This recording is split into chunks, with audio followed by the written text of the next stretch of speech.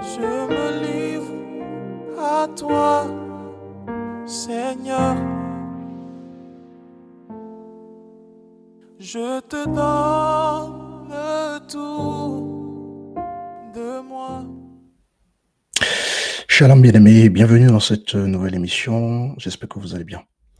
Alors aujourd'hui, je vais partager une pensée du Seigneur avec vous. On va aborder un terme particulier. J'aurai pas le temps de développer certains points, mais je vais essayer d'aller à l'essentiel par rapport à ce terme que je vais aborder aujourd'hui. Et donc, comme vous pouvez le voir sur votre écran, le thème d'aujourd'hui est intitulé le combat spirituel. Alors, j'ai voulu partager surtout ce thème avec vous parce que je me rends compte que parfois il y a très peu de prise de conscience par rapport au combat spirituel. En tant qu'enfant de Dieu, n'est-ce pas?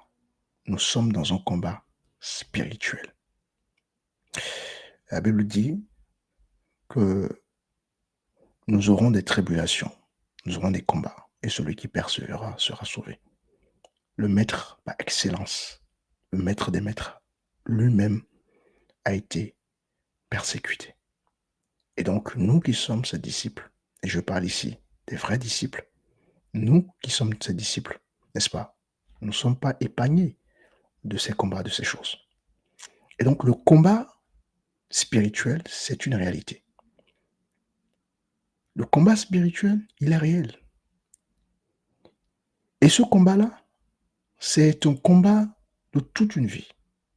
Pendant notre séjour terrestre, puisque nous sommes des voyageurs, nous sommes en pèlerinage, pendant notre séjour terrestre, nous serons, en tout cas, dans la mesure où nous confessons le Christ, ben, nous serons combattus.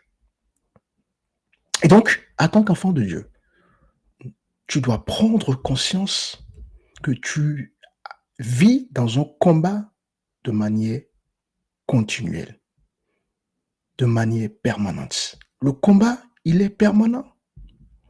Je parle du combat spirituel, bien évidemment. Il est permanent, les amis. Et euh, il nous faut l'humilité. Il nous faut une soif, la soif vis-à-vis de notre Dieu. Pourquoi? Parce que l'humilité nous pousse à nous remettre en question. On se remet en question parce que on peut faillir, parce que on peut baisser la garde, parce que on peut être négligent, parce qu'on peut être émotionnel, parce qu'on peut perdre aussi de vue la vision. Et donc, l'humilité nous pousse à nous remettre en question. Et ensuite, il nous faut la soif vis-à-vis de la parole. Pourquoi? Parce que la soif vis-à-vis de la parole de Dieu nous pousse à être tous les jours dans la présence de Dieu, à être tous les jours dans la parole, dans la méditation, à se former. Nous avons besoin de, de, de prendre conscience que la haine, la jalousie, tout ce qui est meurtre, tout ce qui est haine, tout ce qui est viol, la liste elle est très longue. Tout ça, ce n'est pas juste des combats physiques. Nous voyons simplement les choses physiquement, mais ce n'est pas que des combats physiques, c'est spirituel avant toute chose. Notre combat, il est un combat spirituel. Alléluia. Notre combat, c'est un combat spirituel. Et ça déjà, ça c'est important. En tant qu'enfant de Dieu, tu dois prendre conscience que dans la marche que tu es avec ton Créateur, ah ben, tu es un guerrier, guerrière. Et donc, qu'est-ce que fait un guerrier? Ah ben, un guerrier ne baisse pas la garde. Un guerrier prend conscience de qui il est d'abord, d'accord? Et ensuite, eh ben, il combat ou elle combat. Je vais aborder certains points, bien que j'aurais aimé aborder certains d'autres points, mais l'objet de nos émissions ce n'est pas de durée. Donc, je vais aborder rapidement quelques points essentiels. J'espère que le Seigneur pourra, au travers de ce partage, n'est-ce pas, vous encourager, vous édifier et vous interpeller surtout. Alléluia. Que Dieu soit béni. Notre première lecture se fera dans Luc, le livre de Luc. Luc,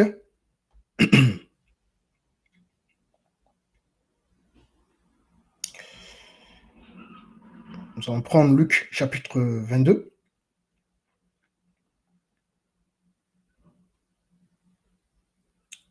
Et on va prendre le verset 31. Le Seigneur dit, Simon, Simon, Satan vous a réclamé pour vous cribler comme le froment. D'autres versions diront pour vous cribler comme le blé. Le Seigneur dit, Simon, Simon, Satan vous a réclamé pour vous cribler comme le froment. Ici, nous pouvons voir que Satan en avait contre l'apôtre Simon. Satan voulait détruire la vie de Simon. Satan voulait briser la vie de Simon. Satan voulait que Simon s'éloigne de Dieu. Satan en avait contre l'apôtre Simon. Comme Satan a quelque chose contre toi. Satan veut te détruire. Satan veut nous détruire. Tout ce que nous voyons d'indigne, vous pensez que derrière les actions des hommes, c'est que physique? Ce n'est pas que physique. Derrière les actions des hommes, il y a Satan. Satan manipule les pensées, Satan manipule les hommes, Satan manipule les femmes. Le combat n'est pas que physique, naturel, c'est un combat diabolique. Le diable est derrière les choses que nous vivons, que nous voyons aujourd'hui. Et donc, au moment où nous sommes dans cette marche avec le Seigneur, mais forcément, Satan va nous combattre. Et c'est un combat qui n'est pas un combat juste pour une journée ou pour telle période. C'est un combat de tous les jours. Et alors, on pourra prendre conscience que notre combat notre marche avec le Seigneur est lié à un combat spirituel qui est un combat continu. Et cela nous pousse à veiller justement par rapport à notre marche. Cela nous pousse à être aux aguets. Cela nous pousse à prendre conscience que cette vie, notre vie avec Christ, notre marche avec Christ, c'est une marche où je dois chercher à être connecté. Une connexion de tous les jours, de toutes les minutes, de toutes les secondes. Alléluia. Et donc, Satan en avait contre l'apôtre Simon. Et regardez la précision de la prière de Jésus. Nous sommes dans le verset qui suit, 32. Mais j'ai prié pour toi, afin que ta foi ne défaille point. Et toi, quand tu seras converti, affermis tes frères. Jésus n'a pas prié pour que les combats cessent. Jésus n'a pas prié pour que les combats prennent une pause. Jésus n'a pas prié pour que l'apôtre Simon s'éloigne des combats spirituels. Jésus n'a pas prié pour que l'apôtre Simon se déconnecte des combats spirituels. Jésus a prié pour sa foi. Jésus a prié pour sa foi. Et donc, ça nous enseigne quoi? Ça nous enseigne tout simplement que le combat dans lequel, ou que nous subissons, parce que quelque part on subit le combat, ce combat que nous subissons par rapport à notre déclaration de foi, c'est un combat qui ne s'arrêtera, jamais. C'est un combat de toute une vie. En tout cas, pendant notre séjour terrestre, puisque nous sommes des voyageurs, hein, nous sommes en pèlerinage, pendant notre séjour terrestre, nous serons combattus spirituellement. En tout cas, dès lors que nous déclarons notre appartenance à Christ, nous serons combattus. Alors, quand tu prends des pauses, quand tu passes moins de temps dans la présence de Dieu, dans la méditation, comment veux-tu être à la hauteur de ce combat? Comment? Ce n'est pas possible, les amis. Comment voudrions-nous être à la hauteur de ce combat si nous nous déconnectons? S'il y a moins une prise de conscience de cette réalité, qui est une réalité qui est là, une réalité qui ne va pas disparaître. Le maître a subi cette réalité. Alléluia. Alors le combat spirituel, c'est un combat qui est réel dans notre vie, dans notre marche, n'est-ce pas? Et lorsque Satan en avait contre l'apôtre Simon, Jésus va prier pour sa foi. Pourquoi? Parce que justement, dans les combats, notre foi peut prendre un coup. Parce que la foi, c'est le cœur même de la marche chrétienne. Rappelez-vous, Jésus dira, ou la parole dira si vous voulez, il est impossible d'être agréable au Seigneur si nous n'avons pas la foi. Donc la foi, c'est vraiment le moteur, c'est le cœur de notre marche avec le Seigneur. Et cette foi-là a besoin d'être nourrie. La foi vient de ce qu'on entend, et ce qu'on entend vient de la parole de Dieu. Romains 10, 17. Et donc, tu as besoin de nourrir ta foi pour pouvoir être à la hauteur de ce combat. Tu as besoin de grandir, d'être dans la méditation. Je vois des chrétiens aujourd'hui qui ne méditent plus, ou très peu, rarement. La méditation, ce n'est pas simplement quand je veux, quand j'ai envie, ou quand je suis disponible. La méditation, c'est nécessaire, c'est vital. De la même manière que quand on se lève le matin, on a besoin de manger pour prendre de l'énergie, pour prendre de la force. Eh bien, notre vie spirituelle a besoin aussi de l'énergie. Évidemment, Matthieu 4, 4 le dira, l'homme ne vivra pas simplement de pain, mais de toute parole qui sort de la bouche de l'Éternel. Et donc, la vie chrétienne a besoin d'être ressourcée.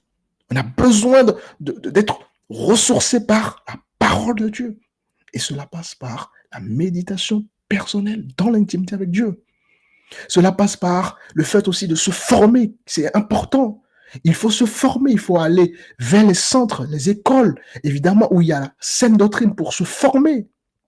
D'ailleurs, en parlant de ça, je fais rapidement une petite pub pour le ministère. Nous avons un centre Doctrine Christo où nous formons des disciples. La formation, on le fait sur l'année et ça commence en septembre. Et vraiment, c'est magnifique. On forme des hommes et des femmes qui ont soif du Seigneur tous les mercredis à partir de 21h30. Et donc, je vous invite. Évidemment, on n'est pas les seuls. Il y a beaucoup d'autres centres, beaucoup d'autres écoles. D'accord? Il faut aller vous former. La formation, c'est indispensable. Toute une vie ne suffit pas pour apprendre de Dieu. La Bible déclare que nous connaissons qu'en partie. Et le peu que Dieu nous donne à connaître, toute une vie ne suffit pas pour connaître cela. Donc, ce n'est pas une question de apprendre, se former, ce n'est pas une question d'âge, de diplôme, j'ai 20 ans, 30 ans dans la vie chrétienne. Non. Même moi-même qui suis ici en tant que pasteur depuis des années, je continue à me former. Donc, il faut se former, il faut méditer la parole de Dieu, il faut être dans la présence de Dieu, il faut chercher Dieu pour pouvoir conserver notre foi intacte dans ce combat spirituel qui est réel. Le combat, il est réel. Il est réel, les amis. Mais pour ça, il faut déjà prendre conscience, il faut une prise de conscience de ce combat-là. Mais pas une prise de conscience juste aujourd'hui, je prends conscience, qu'effectivement, il y a un combat spirituel. Je suis conscient, j'aime le Seigneur, je vais chercher le Seigneur dans la parole, etc., etc. Et puis demain, j'oublie. Après-demain, j'oublie. Il y a beaucoup de chrétiens qui sont comme ça. Il y a des chrétiens qui sont plus connectés au monde qu'à leur Dieu. Beaucoup plus connectés aux réalités du monde qu'aux réalités spirituelles. Et ça, ce sont des faits. Alors, Satan voulait détruire l'apôtre Simon. Pourquoi? Parce que justement, l'apôtre Simon était un disciple de Dieu. Comme tu es un disciple de Dieu, comme je suis un disciple de Dieu.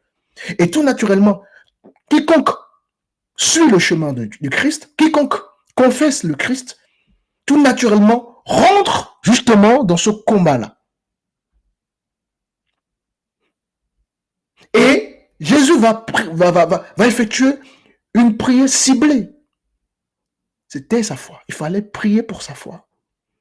Et non pour que le combat s'arrête. Quand parfois j'entends dire, Seigneur, arrête ceci, Seigneur, plus de combat dans ma famille, plus de combat dans ma vie, plus de combat dans l'église. Ça, ce sont des ce sont des types de prières que Dieu n'écoute pas parce que ça ne correspond pas à la vision du Seigneur, ça ne correspond pas à la pensée du Seigneur. Vous ne pouvez pas prier en disant, Seigneur, arrête qu'il y ait des combats. Seigneur, non. Au contraire, il faut prier pour que justement Dieu vous fortifie dans les combats, que Dieu fasse grandir votre foi dans les combats, que Dieu vous révèle encore plus de choses dans les combats. Alléluia. Le combat spirituel, il est réel. Et le combat spirituel ne prend pas des vacances. Le combat spirituel ne prend pas des congés. Le combat spirituel ne s'arrête pas au moment où on va au travail. Ne s'arrête pas au moment où on voyage. Ne s'arrête pas au moment où on est en déplacement. Que tu sois en déplacement, au travail, quel que soit le lieu que tu vas fréquenter, quel que soit ce que tu feras, le combat est toujours là. Et donc, tu dois être aux aguets, chez toi, au travail, partout où tu es, tu dois être aux aguets. Tu dois être à l'écoute, tu dois être connecté au Seigneur. Alléluia. On va prendre un autre passage. Nous sommes dans Matthieu. Merci Seigneur pour ta présence. Nous sommes dans Matthieu. Et on va prendre le chapitre 16. Et on va lire à partir du verset 13.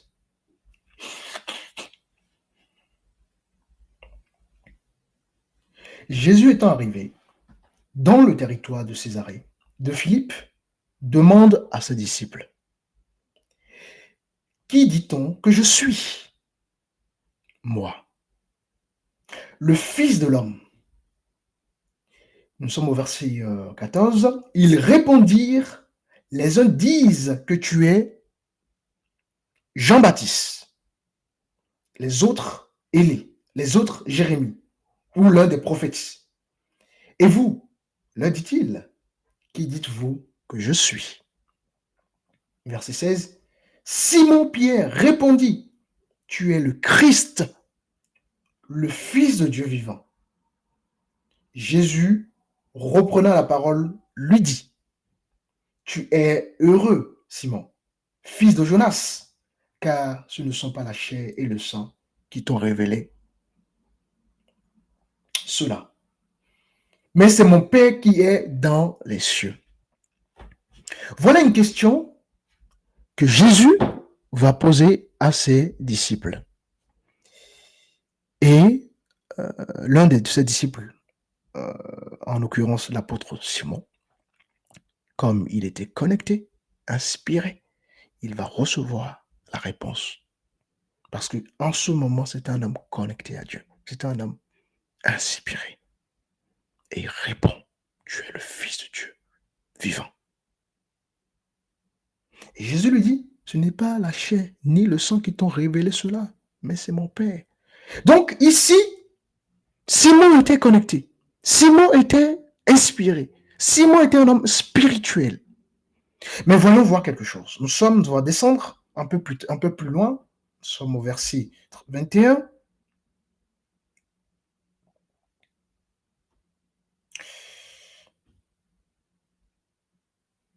Alors, le verset 21. Dès lors, Jésus commença à faire connaître à ses disciples qu'il fallait qu'il allât à Jérusalem, qu'il souffrit beaucoup de la part des anciens, les principaux sacrificateurs et des scribes, qu'il fut mis à mort et qu'il ressuscita le troisième jour. Le verset 22. Pierre, l'ayant pris à part, se mit à le reprendre. Seigneur, et dit, à Dieu ne plaise, Seigneur, cela ne t'arrivera pas.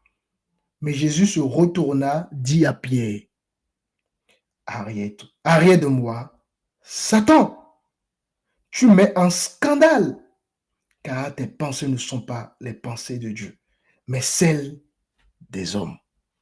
Comment un homme qui était, il y a quelques instants, inspiré, connecté, qui a reçu la révélation de qui était Jésus. Comment cet homme-là, comme je disais, qui était inspiré, comment se fait-il que là, dans la lecture qu'on vient d'effectuer, il était manipulé par Satan?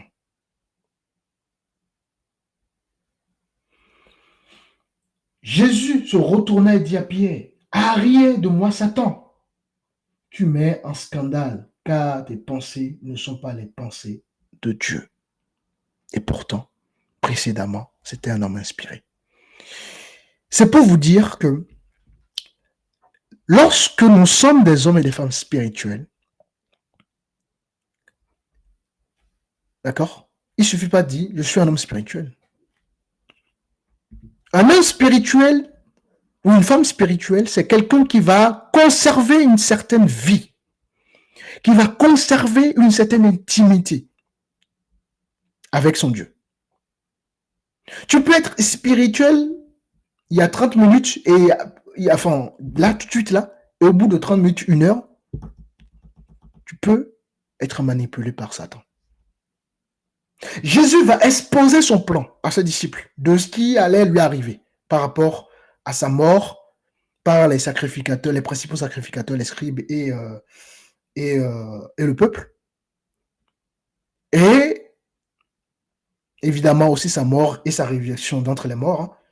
Et Simon va le mettre à part pour lui dire non, ça ne va jamais arriver. Du point de vue humain, on peut voir que c'est noble, on peut voir qu'il veut protéger quelque part son maître. Et pourtant, il voulait empêcher le plan de Dieu de se manifester. Et donc, vous voyez que l'œuvre de Dieu, ce n'est pas l'émotion. L'œuvre de Dieu, ce n'est pas c'est pas normal, je suis combattu, Dieu ne peut pas permettre, Dieu ne peut pas ceci, la guerre, Dieu ne peut pas, pourquoi cette maladie, Dieu ne peut pas. C'est pas ça l'œuvre de Dieu. Dieu n'est pas dans les sentiments, Dieu n'est pas dans les émotions. Ici, Simon était dans l'émotion. Et l'émotion a poussé Simon à laisser la place à Satan de manipuler ses pensées. Le raisonnement a laissé la place à Satan de manipuler les pensées de Simon. Et il n'y a pas plus grand homme de Dieu, plus grand disciple de Dieu aujourd'hui, hein, plus que Simon. D'ailleurs, nous sommes dans une époque où c'est terrible. Le désordre qui se passe, c'est terrible. C'est pas comme ces hommes-là qui aimaient le Seigneur, qui aujourd'hui, qu'est-ce que nous voyons? C'est beaucoup plus, les gens sont beaucoup sur la chair, beaucoup plus sur le m'as-tu vu, beaucoup plus sur la richesse, beaucoup plus sur la gloire que la sincérité de la foi. Donc, il n'y a pas plus grand que cet homme à notre époque aujourd'hui. Et si cet homme qui autrefois a été, à un moment donné, inspiré et qui a su, n'est-ce pas, révéler qui était Jésus, et juste après, possédé par Satan dans ses pensées, alors ça nous enseigne beaucoup de choses. Beaucoup de choses. Quand je vois aujourd'hui des gens qui C'est toujours eux qui ont toujours raison, qui disent tout, qui reçoivent toujours toutes les révélations, qui n'ont rien à se reprocher. Ah, c'est terrible. L'homme doit apprendre ce qu'est l'humilité. L'humilité pousse l'homme à se remettre en question. Et ensuite, une fois qu'on se remet en question, on doit avoir le cœur de Dieu, le cœur qui aime le Seigneur. Tu dois avoir envie de passer du temps avec Dieu, chercher Dieu. Parce que tu es dans un combat qui ne s'arrête pas et tu as besoin de nourrir ta foi. Parce que justement, le combat ne va pas s'arrêter. Mais attention, ta foi peut faillir dans les combats. Ta foi peut prendre un coup dans les combats. Et c'est pour ça qu'il faut justement appliquer Romains 10, 17. La foi vient de ce qu'on entend, et ce qu'on entend vient de la parole du Seigneur. Et donc, pour nourrir sa foi, il faut pouvoir être dans l'intimité avec le Seigneur. Tu dois pouvoir méditer. Tu dois pouvoir te former. Être en communion avec tes frères et tes sœurs. Et ça, c'est important. Et c'est pour ça que vous voyez la structure de l'Église. L'Église est assise sur 4 piliers, notamment la prière, l'enseignement, la communion fraternelle, la fraction du pain. Ça, c'est important pour le disciple qui suit Christ. Parce que toutes ces choses que le Seigneur établit ont pour but de justement maintenir notre foi intacte, fortifier notre foi. Donc, oui, Satan peut manipuler tes pensées, même si tu es un homme de Dieu, même si tu es Dieu, tu utilises plus. Même si tu es révérend archibishop d'ailleurs, c'est quand même scandaleux quand même qu'on appelle des êtres humains des révérends, des archibishops. Le seul révérend, c'est Christ. Mais bon, ça c'est entre parenthèses. Satan peut manipuler tes pensées. Satan peut manipuler tes actions, tes décisions. Si l'apôtre Simon a subi cela, à plus de raison nous. Et donc, parce que l'apôtre Simon était dans un combat. Tout disciple du Seigneur est dans un combat. Nous sommes dans un combat spirituel. Et ce combat-là ne prend pas de pause. Ce combat-là ne prend pas de congés. Ce combat-là ne prend pas des vacances. Ce combat-là ne prend pas... D'accord? Oh non, aujourd'hui, c'est pour... Non.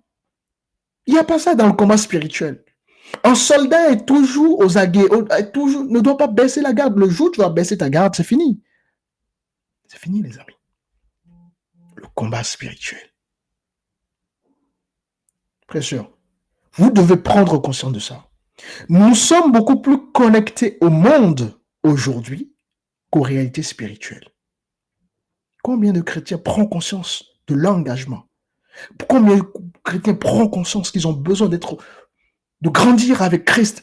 Combien de chrétiens prennent conscience, n'est-ce pas, qu'ils ont besoin d'avoir cette maturité pour pouvoir tenir ferme? Parce que en combat, un soldat bien formé, il va être un soldat efficace sur le terrain.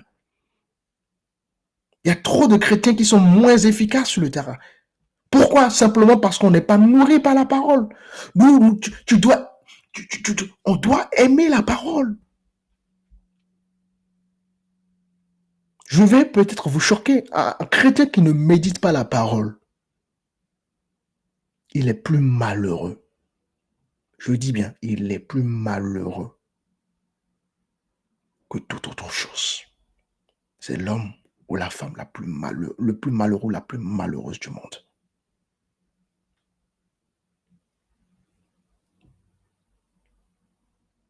Tu dis que tu as foi en Christ. Tu dis que tu es chrétien. Tu dis que tu aimes le Seigneur. La dernière fois, tu as médité. La dernière fois, tu t'es formé. La dernière fois, tu as fait quelque chose pour le Seigneur. Nous, on est souvent des êtres émotionnels. Tant qu'on est dans les actions sociales, ça nous suffit. Nous avons un Dieu équilibré. L'action sociale, c'est une bonne chose. Mais elle sera une mauvaise chose si elle n'est pas équilibrée par la parole. La Bible déclare que même si tu donnes ton corps à brûler pour quelqu'un, si tu n'as pas l'amour, c'est rien, c'est zéro ce que tu fais. Et l'amour dont il s'agit, c'est l'amour du Père. Et cet amour vient de comment? La Bible déclare que c'est le Saint-Esprit qui déverse cet amour dans notre cœur. Et donc cet amour a besoin d'être nourri par la parole, d'être nourri, de grandir, d'être fortifié. Où sont les vrais chrétiens? Ils sont où les vrais chrétiens? elles sont où les vraies chrétiennes? Ils sont où les hommes qui ont soif de la parole? Les femmes qui ont soif de la parole, qui se forment, qui s'assoient dans la parole. Ils sont où? Elles sont où, ces hommes et ces femmes? Alléluia. Prenons conscience que nous sommes dans un combat qui est permanent. Il n'y a pas de pause. Satan n'a pas de pause. Et nous devons prendre d'abord conscience de cela. Et une fois nous prenons conscience de cela, nous avons besoin, n'est-ce pas, de pouvoir justement avoir cette vie régulière avec Christ. Pas une vie séquentielle, où aujourd'hui on est motivé, on est zélé, et puis après, bon, il n'y a plus rien pendant 2, 3, 4, 5, 6 mois, et ensuite on revient. Non, cette vie-là ne nous aide pas en réalité. La vie qui va nous aider, c'est une vie régulière, une méditation régulière, une soif de la parole du Seigneur régulière, un besoin de grandir avec le Seigneur régulier. Tout doit être régulier. C'est d'ailleurs le mot disciple, quand on dit être disciple, c'est se discipliner. Avoir un quotidien qui est constant. Alléluia. Alors, voyez-vous, l'apôtre Simon qui a fait cette déclaration formidable, ici va être donc manipulé dans ses pensées par Satan.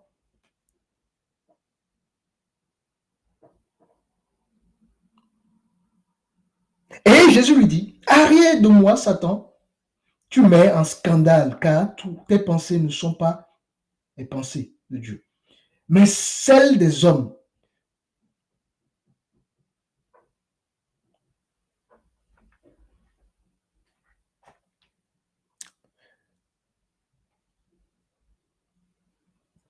Le combat spirituel.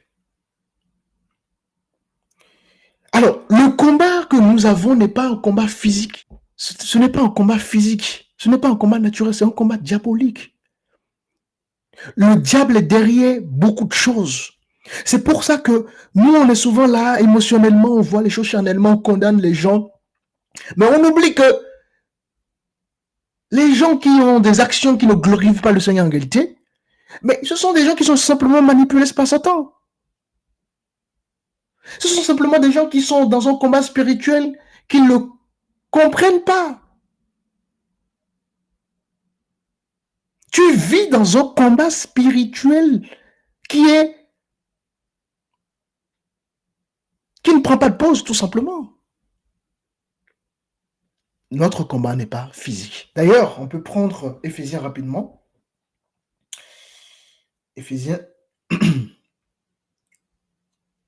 Éphésiens chapitre 6. Et on va prendre le verset 12. Car nous n'avons pas à lutter contre la chair et le sang, mais contre les dominations, contre les autorités, contre les princes de ce monde de ténèbres, contre les esprits méchants dans les lieux célestes. Car nous n'avons pas à lutter contre la chair. Le combat spirituel, ce n'est pas un combat charnel, ce n'est pas un combat physique, ce n'est pas un combat naturel, mais un combat diabolique. Un combat démoniaque.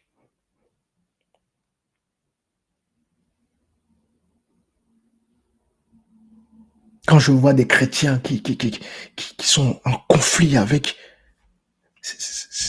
Oui, c'est un manque d'enseignement, c'est un manque d'intimité. Les combats qui ne sont pas assez connectés avec le Seigneur. Quand on va en vacances, on est en congé. Quand on va au travail, on est en congé. Quand on va dans la présence du Seigneur qu'en étant dans notre maison. Ça, c'est pas ça la vie chrétienne. Un soldat, un militaire, il est militaire tous les jours. Hein. Il n'est pas militaire que dans son lieu de travail. C'est un soldat qui doit être aux aguets à tout moment. Aux aguets à tout moment. Le combat spirituel. Alors, ce n'est pas parce que tu es enfant de Dieu, tu es un homme spirituel que tu ne peux pas faillir, que le Satan ne peut pas t'utiliser. Au contraire, Aujourd'hui, tu peux manifester une onction plus, et juste quelques secondes après, Satan te manipule. Ah oui. Mais les gens n'acceptent pas ça, généralement. Ils sont trop spirituels, ils sont trop orgueilleux pour accepter cela. Vous devez comprendre la vie chrétienne, comprendre. Il n'y a pas plus de belles leçons à comprendre ce que nous faisons. Quelqu'un qui comprend ce qu'il fait, il va vivre longtemps. Quelqu'un qui ne comprend pas ce qu'il fait, il est un danger. C'est une bombe à retardement. Être en danger partout.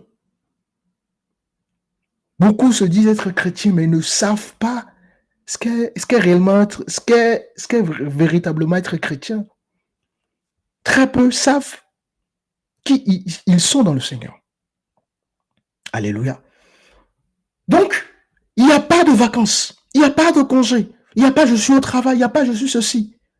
Le diable, d'ailleurs, on peut lire 1 Pierre chapitre 5. Rapidement, 1 Pierre chapitre 5.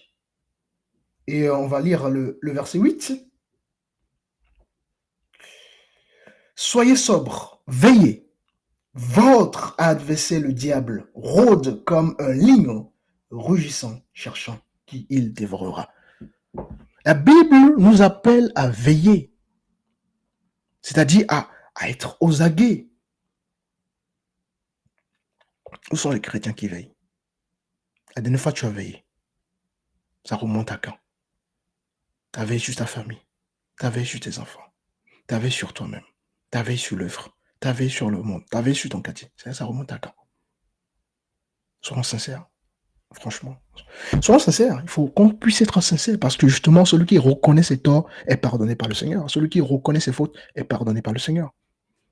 La dernière fois, ça remonte à quand? La Bible nous appelle à veiller. Ils sont où les hommes qui veillent? Ils sont où les femmes qui veillent? Vous voyez, quand on parle de veiller, ce n'est pas je veille aujourd'hui puis demain je baisse la garde, non. Dans le mot veiller ici, c'est vraiment veiller tous les jours. Donc, en tant qu'enfant de Dieu, tu dois veiller tous les jours à ta marche. Est-ce que ce que ta marche, ça correspond à ce que Dieu attend de toi? Est-ce que tu évolues?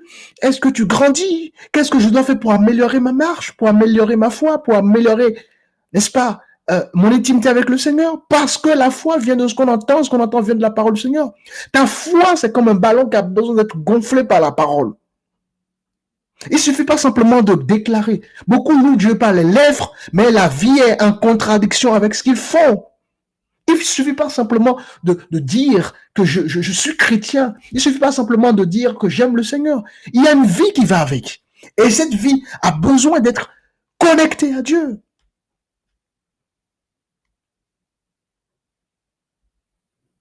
Cette vie, n'est-ce pas, a besoin d'être connectée au Seigneur. Parce que Satan rôde, n'est-ce pas? Il rôde comme un lion. Il n'est pas un lion, hein, comme un lion. Le lion de la tribu de Judas, c'est Jésus. Satan se déguise en ange de lumière. Mais il rôde comme un lion, cherchant quoi? Qui dévorer?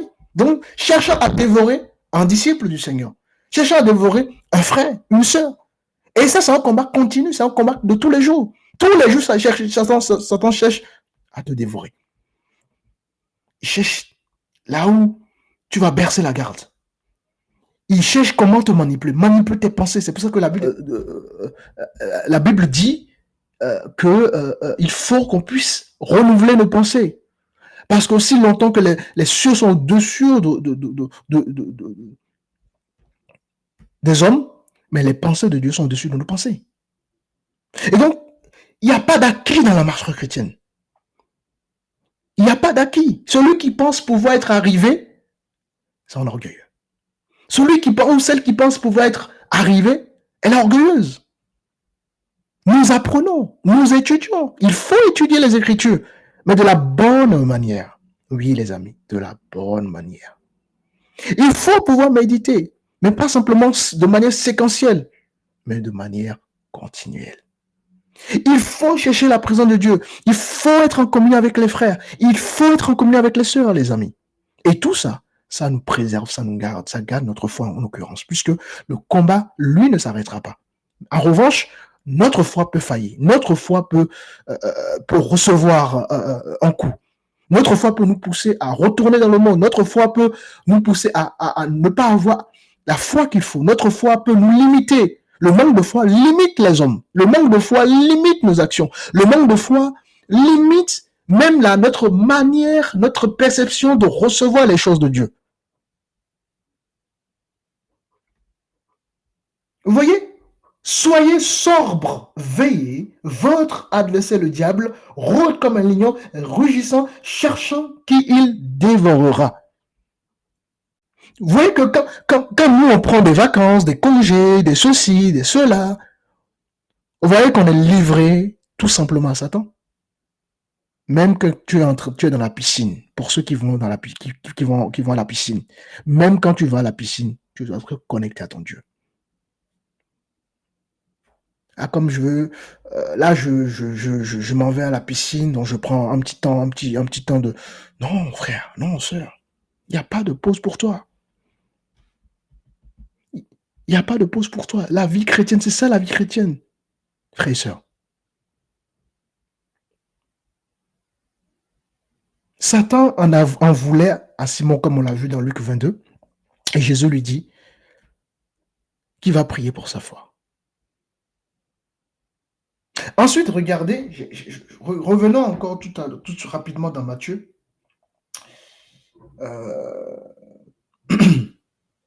Nous sommes dans Matthieu, Luc, pardon. Luc. Revenons dans Luc 22, et on va prendre le verset 32. Mais j'ai prié pour toi, afin que ta foi ne défaille point. Et toi, quand tu seras converti, affermis tes frères. Ici, le mot converti n'est pas choisi par hasard. Converti, ça veut dire retour vers Dieu. Retour vers Dieu. Ou revenir vers Dieu.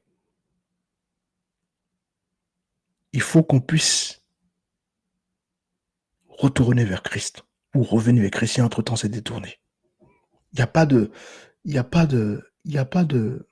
Tant que le Seigneur nous aime tellement, les amis. Bien-aimés, prenez conscience que votre vie chrétienne, que votre marche chrétienne n'est pas une marche où il faut être faible, spirituellement, je veux dire. Ce n'est pas une marche où il faut être négligent. Ce n'est pas une marche où il faut être dans la légèreté. Ce n'est pas une marche où il faut être dans l'émotion. Nous avons vu, hein.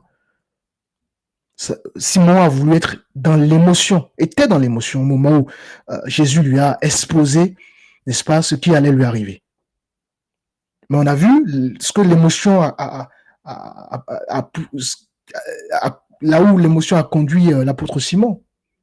L'émotion a poussé l'apôtre Simon à être manipulé par Satan. La vie chrétienne, ce n'est pas les émotions. Vous devez toujours chercher à comprendre, à savoir ce que Dieu veut, Dieu attend de vous. Ça, c'est important. Il y a beaucoup de choses à dire, mais je voulais surtout nous interpeller par rapport au combat spirituel. Et il faut vraiment une prise de conscience. Et la prise de conscience, d'accord, ça commence déjà par quand on est déjà disponible. Et j'espère que si tu écoutes cette émission, j'espère que tu vas pouvoir rendre ton cœur disponible à cette parole et reconnaître là où tu as peut-être des manquements. Ça nous arrive tous d'avoir des manquements. Et puis implorer la grâce de Dieu de te booster, de te relever, de t'aider. Et il n'y a pas de mal en soi. Hein. Le Seigneur n'est pas là pour nous condamner. Au contraire, à chaque fois qu'il inspire un homme, une femme, il inspire les émissions comme celle-ci, etc. C'est toujours pour nous parler. Maintenant, à nous, n'est-ce pas, donc, de recevoir, n'est-ce pas, la parole du Seigneur et surtout d'accepter cette parole pour que cette parole pénètre dans notre cœur.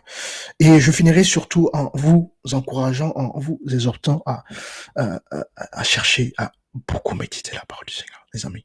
Formez-vous, croyez-moi, les temps dans lesquels nous sommes Nous avons besoin des vrais disciples. Formez-vous. Formez-vous, mais bien. Parce que vous pouvez mal vous former. Allez vers vraiment des centres, des écoles. Encore une fois de plus, nous ne sommes pas là pour faire uniquement la promotion de notre centre. Il y a plein d'autres centres qui sont sérieux. Il y a des écoles qui sont sérieuses. Si vous voulez, voilà, n'hésitez pas. Il faut formez-vous. Allez à la rencontre des enseignants, des frères avec qui vous pouvez partager la parole. Creusez votre intimité avec le Seigneur. Euh, Ayez un regard spirituel des choses. D'accord? Ça, c'est important. Euh, ne baissez pas les bras. N'allez pas en vacances dans votre combat spirituel. Il n'y a pas de vacances pour vous.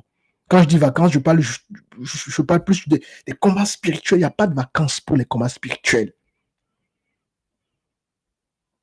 C'est pas parce que tu es en France, que tu vas aux États-Unis, que c'est bon, hein, Satan va pas t'attendre que tu reviennes en France pour reprendre le combat, non. Tu quittes le territoire français, ben, il a déjà ses agents là-bas, hein, pour continuer le combat. Donc le combat, c'est partout. Prenez conscience de votre marche et que le Seigneur puisse véritablement vous aider. Et nous bénissons le Seigneur pour ce partage. Je vous encourage fortement à partager notre émission. Si vous êtes béni, partagez. Vous pouvez contribuer à la hauteur de vos capacités, de vos talents à l'œuvre du Seigneur et partager, commenter. C'est aussi une manière, n'est-ce pas, de partager l'évangile puisque vous connaissez comment ça fonctionne un peu les algorithmes. Et donc, plus vous allez partager, commenter, plus le message va atteindre beaucoup plus de personnes. Sur ce, je vous souhaite une excellente journée. Que Dieu vous bénisse. À très bientôt.